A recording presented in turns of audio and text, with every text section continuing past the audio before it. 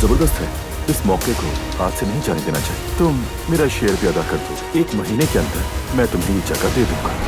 खुश आमदीद। खाला, आज शाम खाने पर मेरे घर। शाम को आप लोग घर आ रहे हैं ना?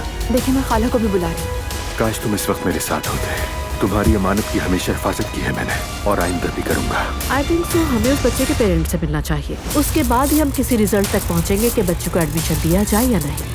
सिर्फ मेरी तौहीन काफी नहीं थी कि अब मेरे बेटे के बारे में भी कुछ कहना है। यहाँ किसी का जाती नजरिया, यहाँ तक कि मेरा भी फैसले पर असरअंदाज नहीं होता।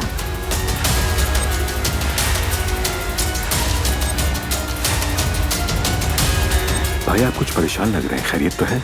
वल्लाह जब से अजलान की शादी हुई है तब से कोई ना कोई बात जरूर होती है। यानी अब प्यार मोहब्बत के दिन खत्म हो गए। मुझे ये जानना था कि आपने केस वापस क्यों लिया? उमर साहब की वजह से।